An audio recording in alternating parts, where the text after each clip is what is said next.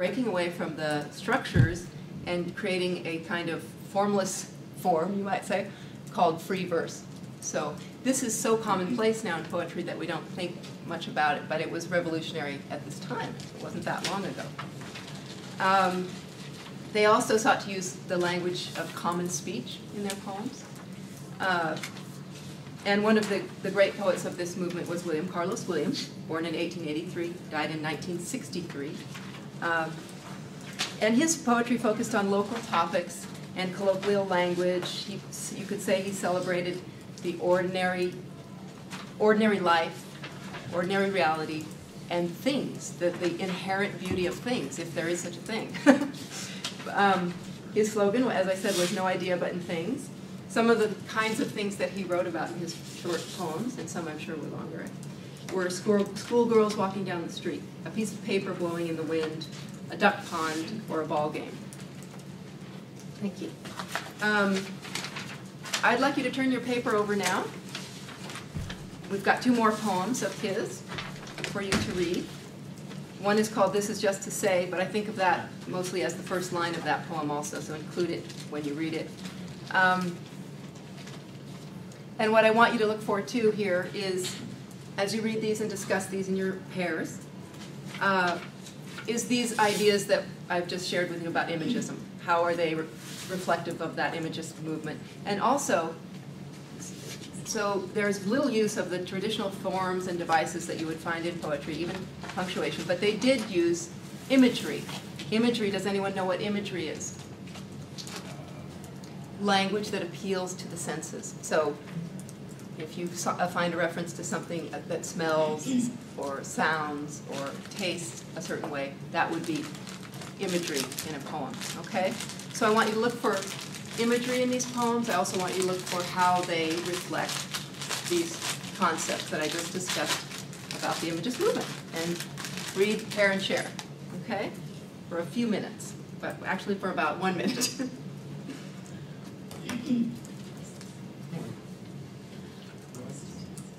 It's better than just writing the woman and say sorry. Look for what makes it humorous, too, if you find humor in it. Yeah, all right, I forgive I'd be pretty ticked if I came downstairs and you.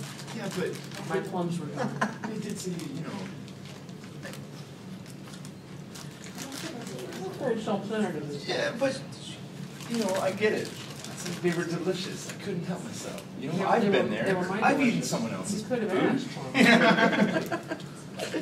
I can relate. If you could just ask. One of them. You should write poems about that. You know what? Not only did he steal a plum, Crunch. No, he ate but them he all. took all the plums.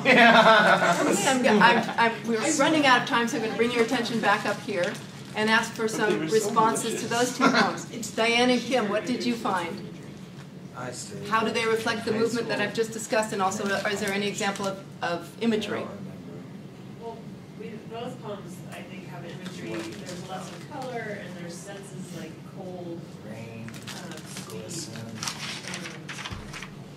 Is there sound? blaze. Yes, in the second poem, there's the gong playing, the siren howls.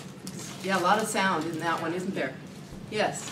And simple, right? Just direct object. He's just letting the object explain itself in a way. What about humor in the first poem, you two up front here? I think it's funny.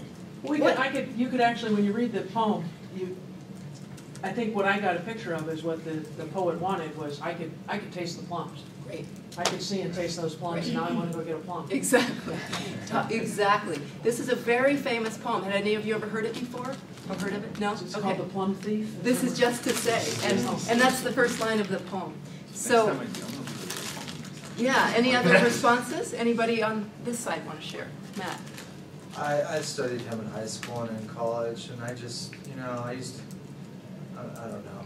I just have an appreciation for poetry, but it's That's just okay. so, yeah, I think I did change because it's just so simple and unappealing to me. Okay. It doesn't do anything for you, I hear It that. doesn't. Okay, that's fine. That's honest feedback, thank you.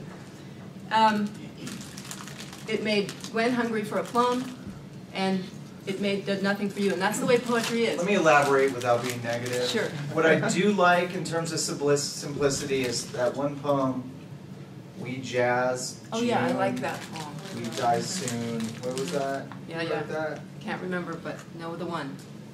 That's a beautiful poem. So, I'll find out. okay, we're not right now. What I would like you to do tonight, since I'm out of time and we're not going to have time to do this in class for your extended learning experience, is to write a simple poem based on an object in your home or in your yard or in your possession. You may, and it can be just, remember, it's just a description in a way, the raw power of the image itself, to give us a sense of it. Another option for your extended learning tonight is to write an apology poem. And you can write it, many people have done this assignment. You can start even with that first sentence if you like, if it's helpful to you. This is just to say. And notice the humor in there. I like to think about, for example, what if you were writing to apologize for breaking a window? Okay. You might say, this is just to say, I'm sorry I broke your window with my baseball, but it was the first home run I've ever hit. You know, so be funny if you want, but write an object poem, okay? And I'm just going to finish up even a little over time. William Carlos Williams, all the time that he was a poet, was a country doctor. I believe it was in New Hampshire, back east. He never stopped practicing medicine, pediatrics and obstetrics for 40 years. Wrote plays, novels, essays, had a series of strokes that forced him to retire in '51. He died in '63 and posthumously was awarded a Pulitzer Prize for his last collection of poems written in '62. But many think that he really reflects the uniqueness of our American landscape and experience. And he said, if it ain't a pleasure, it ain't a poem. Thank you.